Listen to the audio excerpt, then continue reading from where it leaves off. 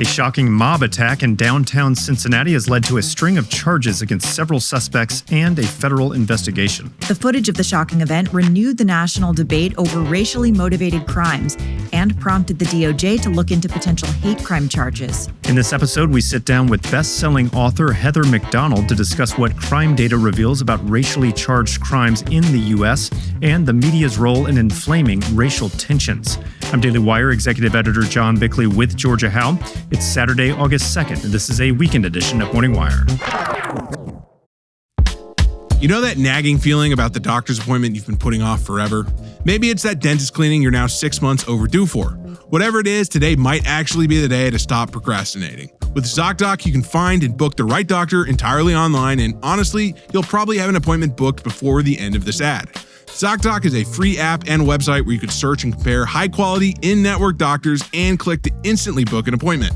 They've got over 100,000 doctors across every specialty you can think of: mental health, dental, primary care, urgent care, you name it.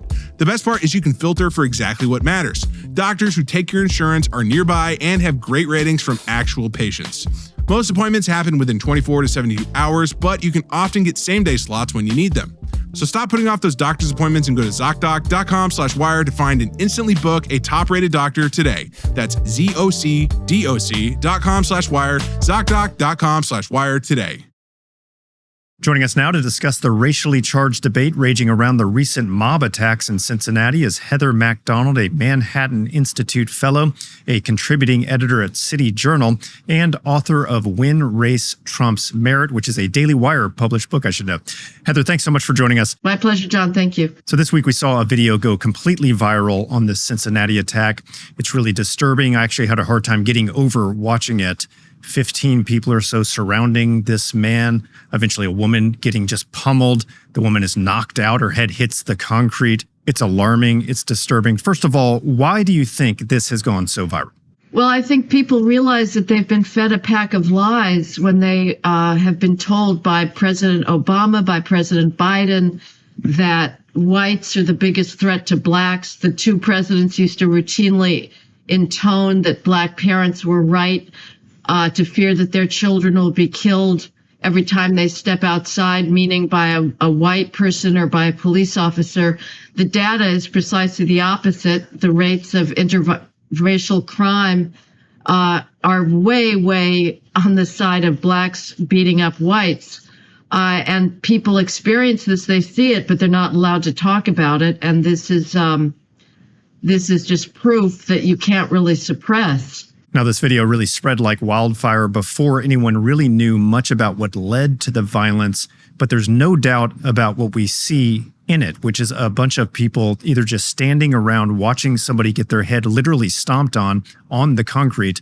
This is with the male. And then the female being punched right in the face by a full-grown male, her head hitting the concrete, like I said. She's knocked out for several seconds, yet through all of this, almost no one acts to help either of them. Are we seeing a societal problem here on display in this video? Well, it's certainly a group of people that have not been socialized, that have been taught to give in to their worst impulses. And, I don't want to really invoke social media here, but whether this is all sort of performative, I don't know. But this is not, again, the data show that this is not an aberration. In 2023, the National Academy of Sciences, which is about as establishment and liberal as you can get, came out with a report on crime, edited by the left-wing criminologist at Columbia, Bruce Western, that said that white on black homicides are virtually non-existent. Whites are virtually never killing blacks, whereas blacks commit violent crime against whites at 35 times the rate at which whites commit violent crime against blacks. That is the reality. Hate crimes are just as disparate.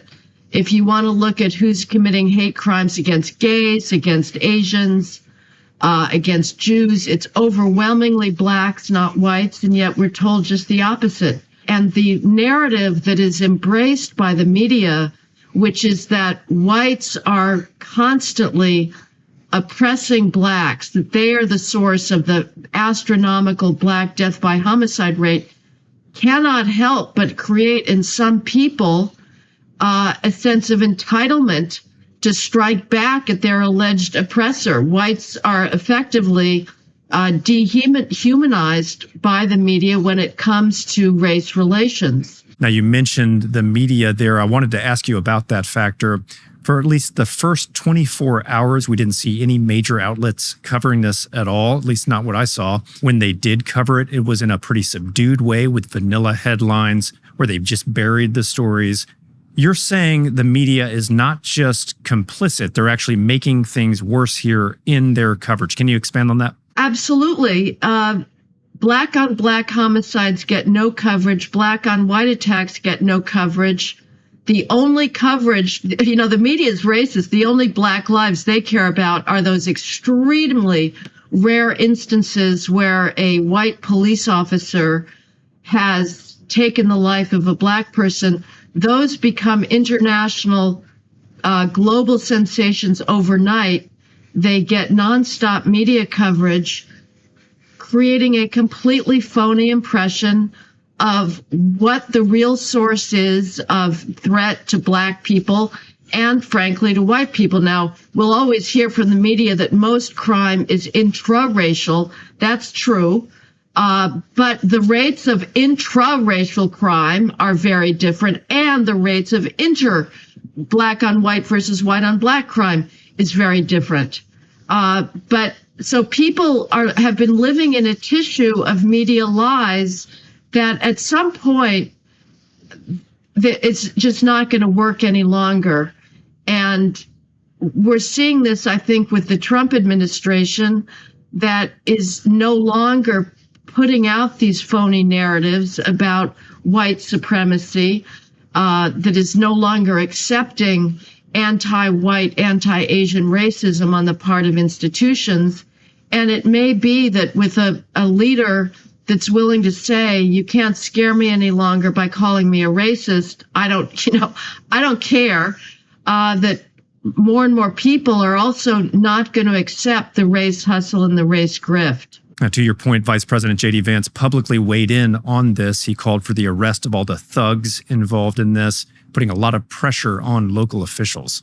What I saw is a mob of lawless thugs beating up on an innocent person, and it's disgusting. And I hope every single one of those people who engage in violence is prosecuted to the full extent of the law.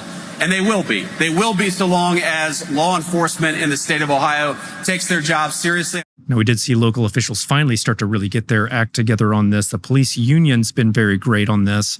The mayor finally weighed in. Some other people have condemned the attacks. So can this kind of pressure from the White House have an effect? Do we see trends of local officials responding to that kind of pressure? Well, I don't know. We're certainly not seeing that when it comes to immigration enforcement. I'm here in Los Angeles, Southern California, and the police departments here are just as adamant about not cooperating with ICE. So that's a demographic reality. They're obviously catering to the fact that Southern California is now massively Hispanic. And when it comes to black issues, race issues, white-black issues, I'm not sure. We'll see. I hope that the Trump administration is going to encourage more departments to publish their racial crime data. Very few do at this point. It becomes harder and harder to get. But I think that the Trump administration has, as usual, the power of the purse. I actually don't believe in federal spending in local crime matters. I think that it's a shell game. I don't believe in federal grants, basically, because it's just local taxpayer dollars that gets sent to Washington and then funneled back, and we're all supposed to be so grateful that we've got our local tax dollars back. Nevertheless, given the fact that the feds do send local taxpayers back to local jurisdictions for police spending and whatnot, they should be very explicit and demanding about expecting local police chiefs to publish their crime data. Don't cover this up. And police chiefs, when they're giving public presentations, should start educating the public about the reality of crime. Because again, we've lived like one phony narrative after another. in Atlanta, if you may recall, John, there was the spa shootings in 21 by a white guy that went to 3 Asian massage parlors and shot them up because he was racked by religious guilt over his sexual taste. This became the standard story that whites were going around beating up and killing Asians, when in fact we saw, occasionally we got the videos where the elderly Asians were being routinely set upon by blacks in San Francisco and Los Angeles. Before that, in the 2000s and 1990s, we used to hear about the knockout game all the time, where young blacks go around and club elderly people from behind. This is the reality, but the narrative is just the opposite. Now, you've been personally hit with a lot of accusations in the past for bringing up this data, that it's racist to even cite statistics like this, that, like you said, are coming from very authoritative sources, a lot of left-wing sources.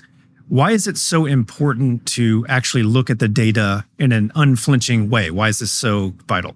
Well, if you care about Black lives, you should look at where Black lives are being taken, and that is inner city neighborhoods, by kids that don't have fathers, that have never been socialized, that are engaged in these absolutely mindless, barbaric drive-by shootings that are taking the lives of young Black children.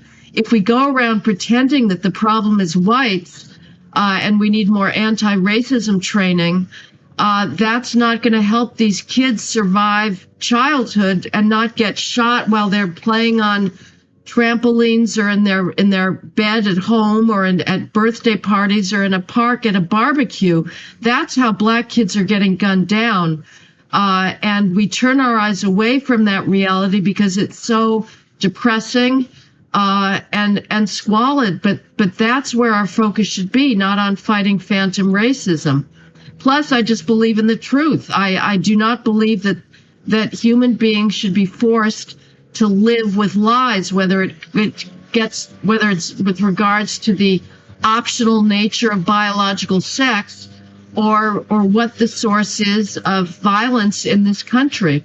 Well, a hard conversation that's raging again across the country. Meanwhile, charges have been filed in Cincinnati, so we're seeing the beginnings, at least, of justice there. Heather, thank you so much for coming on. My pleasure, John. Thank you.